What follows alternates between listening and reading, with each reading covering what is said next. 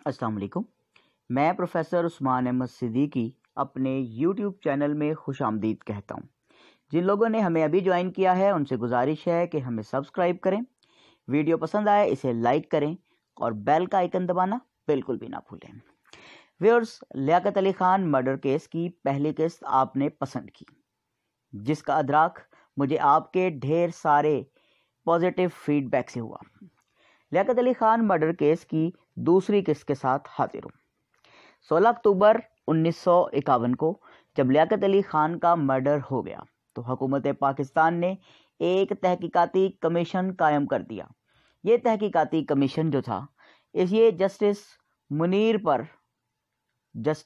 منیر پر مشتمل کمیشن تھا، جس نے تحقیقات کے بعد سید اکبر کو قاتل قرار دے دیا.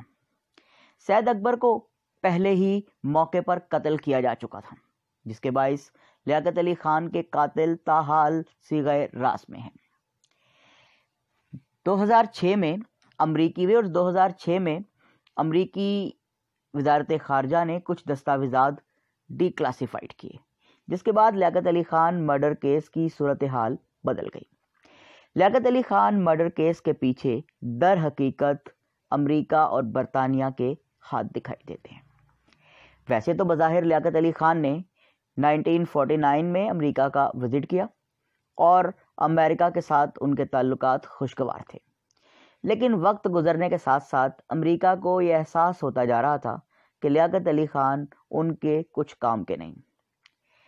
اکتوبر 1951 میں امریکی صدر نے پاکستان کے وزیر اعظم لیاقت علی خان کو ایک ٹیلی فون کال کی، جس میں انہوں نے ایک انوکھا مطالبہ لیاقت علی خان کے سامنے رکھ دیا. مطالبہ یہ تھا کہ لیاقت علی خان اپنے ذاتی تعلقات کو استعمال کریں اور ڈاکٹر محمد مصدق، جو کہ ایران کے حکمران تھے، انہیں قائل کریں کہ ایران اپنے تیل کے کنوؤں کا جو ٹھیکہ ہے وہ امریکی حکومت کے حوالے کر دے. ڈاکٹر محمد مصدق ان دنوں امریکہ کے ان جارحانہ عزائم کے مخالف تھے، مزاحمت کرنے والوں میں سے تھے. لیاقت علی خان نے امریکی صدر سے دو ٹوک طور پر معذرت کر لی. ایسے میں پاکستان پر امریکی صدر نے بہت زیادہ دباؤ بڑھا دیا. لیاقت علی خان نے ایک تو امریکی صدر کے مطالبے کو ماننے سے انکار کر دیا، بلکہ انہوں نے ایک تاریخی جملہ کہا کہ میں آپ کا زر خرید غلام نہیں ہوں. لیاقت علی خان نے جب یہ جملہ اپنے منہ سے نکالا، یہ جملہ امریکیوں کو پسند نہیں تھا، ظاہر ہے. اس دوران امریکی صدر نے پاکستان کے وزیر اعظم لیاقت علی خان سے یہ کہا کہ اگر آپ نے ہمارا مطالبہ پورا نہ کیا تو آپ پاکستان اور امریکہ کے درمیان کشمیر پر ہونے والا خفیہ معاہدہ منسوخ کر دیا جائے گا. لیاقت علی خان نے ایسے موقع پر تاریخی جملے کہے، اور وہ جملہ یہ تھا کہ ہم نے آدھا کشمیر بزور شمشیر حاصل کر لیا ہے، باقی کشمیر بھی بزور شمشیر ہی حاصل کر لیں گے. اس کے بعد لیاقت علی خان نے ٹیلی فون کال کاٹ دی اور فوری طور پر اپنے انتظامیہ کو حکم دے دیا کہ پاکستان کے تمام ایئرپورٹس پر امریکی جو جہاز کھڑے ہیں انہیں 24 گھنٹے میں پرواز کر جانے کا حکم دے دیا جائے.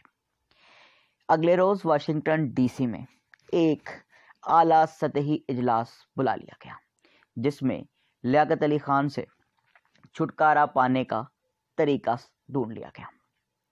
کراچی پاکستان میں امریکی امبیسڈر کو، کونسل جنرل کو یہ ذمہ داری دے دی گئی، جس نے پوری جان فشانی سے پاکستان میں غدار ڈھونڈنے کا کام کیا.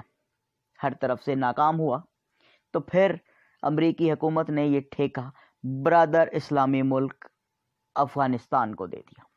آپ جانتے ہیں کہ افغانستان وہ واحد ملک ہے کہ جس نے قیام پاکستان کے بعد ہمیں ایکسیپٹ کرنے سے، ہمیں ماننے سے انکار کر دیا تھا.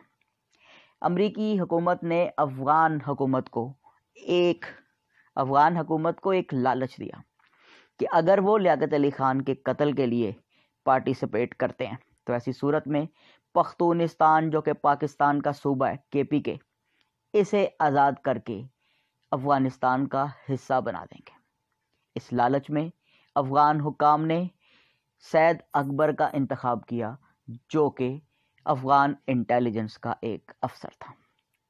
لیاقت علی خان مرڈر کیس قسط 2 میں، میں تھا عثمان صدیقی، تیسری قسط کا انتظار کیجیے۔